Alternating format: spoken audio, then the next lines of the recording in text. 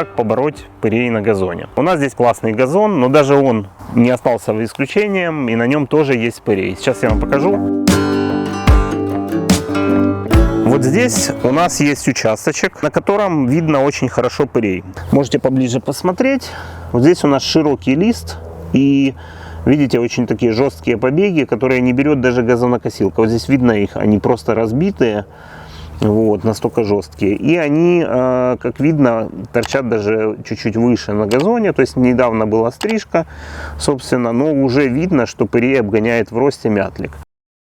В чем сложность, собственно, борьбы с пырьем? Так как у нас мятлик и пырей относятся к одной группе растений, это злаковые растения, собственно, однодольные, поэтому селективных гербицидов, которые могли бы убить пырей и оставить газон, у нас нет. Как в случае, например, с одуванчиком, либо клевером, либо другими широколистными сорняками. В этом и заключается, собственно, сложность именно борьбы. Смотрите, у нас здесь квадратный газон. И первое, что нужно сделать для того, чтобы успешно с ним побороться, то есть нужно оценить участок. Если у вас порядка 10% загрязнения пырьем на газоне, то в принципе еще стоит бороться. Может быть 20% еще можно побороть. Если у вас пырья больше на газоне, то лучше отравить все и пересеять газон. Давайте на этом остановимся. Но так как у нас тут немного, это у нас классный вариант, чтобы показать, как, собственно, мы, ландшафтники, боремся с пырьем на газоне. После того, как вы оценили, сделали оценку вашего участка, вы натягиваете по газону нитки. Примерно где-то вот здесь можно хорошо посмотреть. Если отсюда смотреть, например, то натягиваем нитки, ну, в нашем случае мы можем натягивать по стволам. Сейчас я объясню для чего. То есть для того, чтобы вы не пропускали участки. То есть вы натянули нитку, отбили так называемый, получается у нас раз, два, три, 3,5, где-то 4 метра. То есть вот такие полосы. И полностью здесь натянули нитку, раз, два, три, 4. Здесь натянули нитку, вот здесь. То есть и у вас уже получается импровизированных 4 полосы. После этого вы берете гербицид.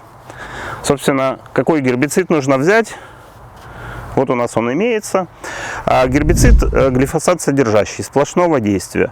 Сейчас такие могу вспомнить ураган Форте. Вот, на слуху очень. Ну и всем известным вам Roundup от фирмы Monsanto. Это не реклама, кстати. Вы берете вот такую вот небольшую посуду. Наливаете совсем чуть-чуть гербицида.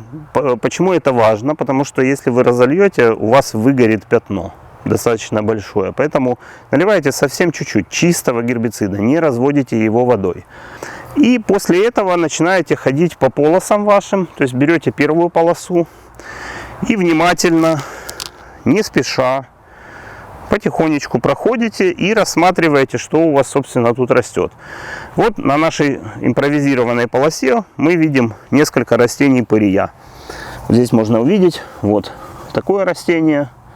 Вот оно, вот еще одно, видите? Вот еще одно и вот. То есть, собственно, макаем. Обязательно нужны перчатки, то есть не делайте так, как я.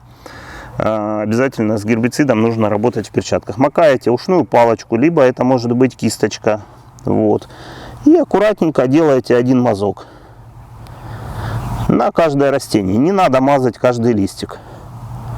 То есть просто мажете по одному мазку. Так как чистый гербицид у нас, он у нас хорошо очень подействует. И вот так вот мажете импровизированно каждое растение.